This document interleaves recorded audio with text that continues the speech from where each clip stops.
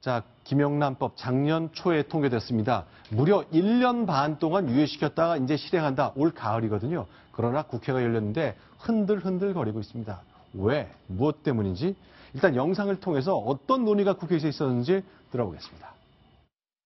결국은 이제 우리 김영란법 많이 논란이 되고 있는데 11조 6천원의 경제적 손실이 예상된다고 하는 내수 위축, 그다음에 포괄적 적용 대상 문제, 모호한 조항을 이용한 편법 발생 우려. 김영란법을 흔들고 후퇴시키려고 하는 것을 매우 안타깝게 생각합니다. 청렴해서 망한 나라 보셨습니까? 국민권익위원회에서 용역 준 결과를 보니까 부패 청산 지수가 1% 상승하면은 GDP가 0.029% 상승하는 것으로 돼 있어요. 서로 다른 결론을 낸 용역 보고서가 있습니다만 다양한 의견들을 검토 중에 있습니다. 자, 심정수 기자. 네. 일단 국회에서 김영란법 이제 좀 고칠 거냐 말 거냐 그 논의 중인데 일단 농림부 장관까지 나서서 좀 의견을 냈군요. 정무위에서는 저런 얘기, 권익위가 얘기를 했지만 농해수위에서는 정반대 얘기가 나왔습니다. 네. 그 김영란법 이제 시행까지 한 3개월 조금 넘게 남았는데 네. 권익위 제한이 있잖아요. 식사비 3만 원 이하, 네. 선물값 5만 원 이하. 요 제한대로 시행을 하면 8천억에서 9천억 정도의 선물용 매출이 줄어들 것으로 예상이 된다. 그만큼 농축산업계의 타격이 굉장히 클 것으로 예상되기 때문에 우려가 없지 않을 수 없다. 이런 이야기를 전했습니다. 그런데요, 이거 양쪽 얘기가 다 맞는 것 같기도 하고 그렇습니다. 이제 농민들 생각하면 한우를 좀 더 팔려면은 한우가 좀 선물용으로 팔려야 될 것 같기도 하고 심상정 의원 말대로 세상이 깨끗해서 망한다라 봤습니까? 라는 말 굉장히 깊이 가슴에 박히는데요. 부사무 차장. 네. 이 논쟁을 좀 어떻게 정리해야 되는 겁니까? 진행자는 어떻게 하는 게 합당하다고 보세요? 아, 저한테 좀 반문하신 거군요. 저는 한 몇 달 전에 나온 동아일보 사설 중에 이런 걸 봤어요. 네. 우리나라 공무원들 한우 추석 때 선물로 드실 생각하지 마시고 월급으로 사서 드십시오. 그러면은 농민들 매출 걱정 필요 없습니다. 왜 한우를 먹고 싶은데 남의 거 사주는 것만 먹습니까? 라는 지적을 봤는데 네. 공직자들 지갑을 열라는 것이 대통령의 뜻 아닙니까? 그렇습니다. 그러니까 저도 동의하는 부분이 그건데요. 네. 그러니까 이 법이 시행이 됐을 때 어떤 일이 벌어질 거에 대해서 여러 목소리가 나오는 것은 당연한데 네. 문제는 법이 아직 시행도 되기도 전에 우려 때문에 이 법을 고쳐야 된다.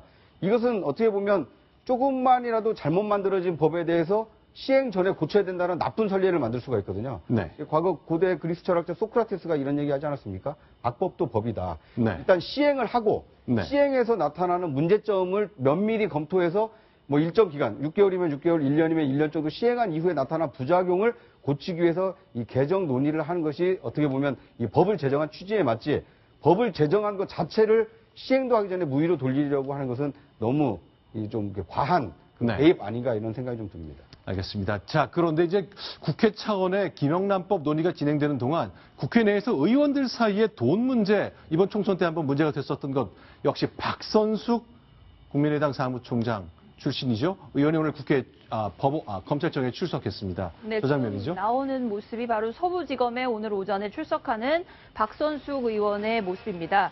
그 네. 총선 당시에 그 회계 책임자였거든요. 네. 다시 말하면 김수민 의원, 그다음에 왕주현 사무부총장을 조사한 데 이어서 가장 윗선에 있는 박선숙 의원까지 소환해서 리베이트 의혹을 조사함으로써 어쨌든 검찰의 수사가 정점을 향해서 치닫고 있다 이렇게 보면 될 것 같은데요. 자, 굉장히 깨끗한 이미지로 김대중 전 대통령이 아주 사랑했던 당직자 출신입니다. 네.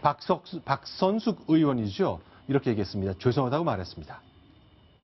기대하고 지지해주신 많은 분들께 큰 걱정을 끼쳤습니다. 정말 죄송합니다.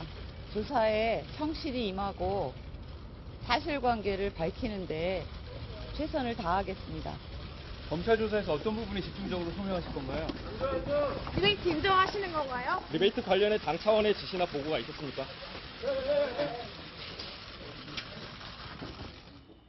자, 저 경우 일단 박선숙 의원 들어갔으니까 현재 이제 조사가 진행될 것 같고요. 양지열 변호사님. 저 왕주현 사무부총장은 이제 사전 영장이 청구돼서 영장 실질 심사라는 걸 오늘 했잖아요. 예, 그렇습니다. 그럼 결론은 언제 나는 겁니까? 빠르면 오늘 밤 사이에 날 것으로 보이고요. 자정이전은 날 수도 있고. 영장이 발부되느냐 마느냐 하죠. 발부되느냐 마느냐 결정이 될 수도 있을 것 같고요. 네. 왕 부총장 같은 경우가 이제 좀 전에 보셨던 박선수 의원은 총 책임자인 거고 네. 실무 책임자는 사실은 왕주현 사무총장이라고 네. 봐야 되겠죠. 네. 근데 지금 돈이 오고 간 것 자체는 명확하지 않습니까? 다만 네. 그 돈의 성격이 리베이트냐 그리고 당에 불법적으로 쓰느냐 이런 것이 다퉈지고 있는 상황인데 네. 그렇게 이견을 보이고 있는 상황에서 만약에 끝까지 부인을 하거나 혹은 이견을 보이고 있어서 증거가 명확하지 않다라고 본다면 네. 두 번째는 사안이 중요하냐 마느냐를 법원이 볼 것입니다. 네. 근데 정치자금법 위반이 1억 원 이상이 왔다 갔다 하고 사기까지 혐의가 됐는데 네. 이걸 법원이 중요하지 않다고 볼 가능성은 낮죠. 그래서 제 말씀은 네. 결론을 종합드리자면 그 두 가지 다 사안도 중대해 보이고 네. 거기에 대해서 오늘 출두한 박선수 의원 혹은 영장 실질 심사를 받고 있는 이 왕주현 사무부총장의 해명이 명확하지 않다라고 보인다라면 법원 입장에서 구속할 가능성이 상당히 높다고 봅니다. 저는. 알겠습니다. 그런데요, 이제 전체적으로 보면은 안철수 대표가 오늘 다시 한번 국민들 앞에 얘기를 했는데 여건 야건 할 것 없이 선거 전에 이런 의사결정은 굉장히 빨랐을 것 같은데 역시 선거가 끝나니까 전체적으로 속도가 좀 느려졌습니다. 안철수 대표 얘기를 들어보겠습니다. 이후 여하를 막론하고 송구스럽습니다.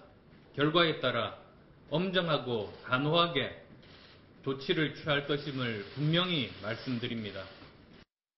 현재 국민 정서와 당헌 당규 사이에서 갈등을 하고 있습니다. 출당이라든가 이런 조처까지도 포함이 되는 겁니까? 포함됩니다. 자, 국민 정서와 당원 당규 사이의 갈등. 박성호 부국장께 질문 드리겠습니다. 당원 당규는 일단 기소가 되면 당에서 내보낸다잖아요. 근데 아직은 기소 단계는 좀 멀었습니다만 뭔가 선제적으로 해야 할 필요를 박지원 원내대표도 느끼고 있는 겁니까?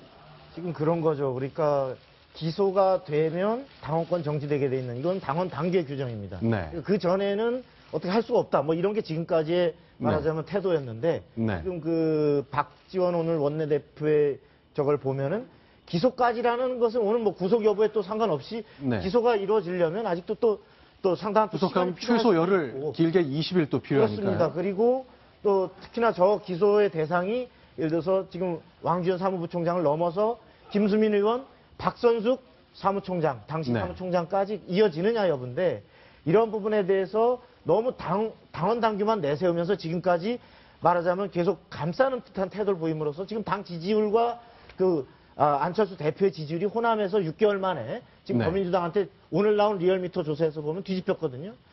호남에서요? 예, 그렇습니다. 네. 이렇게 도덕성을 새 정치를 생명으로 하는 당이 이런 근본적인 자세에서 당원 당규만 내세울 것이 아니라 네. 여기부터 아예 당원권을 정지지키는 비상적인 조치를 취하고 필요하다면 이것이 당의 위기라는 걸 엄중히 생각하고 당원 당규를 개정해서라도 이렇게 어떤 강한 조치를 보였어야 되는 상황인데 지금까지 너무 그 시간을 끌어왔고 특히나 지금도 수사 결과만 기다릴 것이 아니라 예를 들어서 김수민 의원 같은 경우는 네. 지금 드러난 현재까지의 혐의 사실만으로도 자진 탈당을 권유해서 네. 그래서 자진 탈당을 하게 되면 비례대표는 아시다시피 의원직이 상실되지 않습니까? 네. 이렇게 해서 단호한 조치를 취하고 그렇지 네. 않다면은 본인이 만일에 앞으로도 본인의 사법적 조치가 나올 때까지 계속 버틴다 그러면 당 차원에서 문제가 있다. 이러한 도덕성 자체만으로도 문제가 있다라면 당 차원에서 출당 조치를 취해서 네. 설사 본인이 의원직을 유지하더라도 이 부분에 대해서는 당과 단호히 선을 긋는 이런 조치가 네. 필요하다 생각이 듭니다. 네. 그러니까 지금 출당을 얘기하는 이유가 그건 것 같습니다. 김수민 의원이 검찰에 출석해서 조사를 받은 시점에 김수민 의원 측근이 그 책임을 그 당에 있었던 것으로 이렇게 증언을 하지 않았습니까? 그렇죠. 그러니까 당에서 시키는 대로 했을 뿐이다 그랬죠. 그렇습니다. 그러니까 김수민 의원이 그 책임을 다 지게 되면 의원직 사퇴 요구가 벌어질 거고 의원직을 이제 사퇴하게 되면 당을 떠나기만 해도 의원직 사퇴가 되거든요. 자연스럽게. 탈당만 해도 그렇죠. 그렇습니다. 그러니까 그러다 보니까 김수민 의원이 당으로 책임을 돌린 것은 나는 의원직 사퇴 의사가 없다는 것을 분명히 밝힌 거고요. 네. 그러다 보니까 이제 국민의당이 곤혹스러우니까 결국 이제 출당을 좀 검토해야 되는 거 아니냐. 그래서 당과 김수민 의원을 좀 분리해야 되는 거 아니냐. 이런 얘기가 꼬리 자르기식으로 좀 나오고 있는 게 아닌가 싶습니다. 근데 제가 오해하는 건지 모르겠습니다만 두 분 말씀을 들어보면 출당이라는 거는 당에서 밀어서 내가 나가는 거기 때문에 제 발로 나간 게 아니라 의원직을 유지하잖아요. 그렇습니다. 그러니까 김수민 의원한테 의원직을 유지한 상태에서 징계를 하겠다라고 신호를 보낸 것 같기도 하네요. 네. 그러니까 이제 당으로 책임을 돌리지 마라. 네. 그러니까 그거에 그러면 대해서는 의원직 의원직은 유지할 수 있도록 유지해 출당 조치를 할 수도 있다라는 이제 시그널을 준 거죠. 정치부 기자들이 하고 있는 나쁜 억측이 하나가 아니길 바랍니다. 어쨌건 이런 사인이 계속 읽히고 있기 때문에 검찰도 여러 가지 다양한 판단을 할 것 같습니다. 자, 이번에 6번째 소식입니다. 대통령 소식으로 가보겠습니다. 순위봅니다.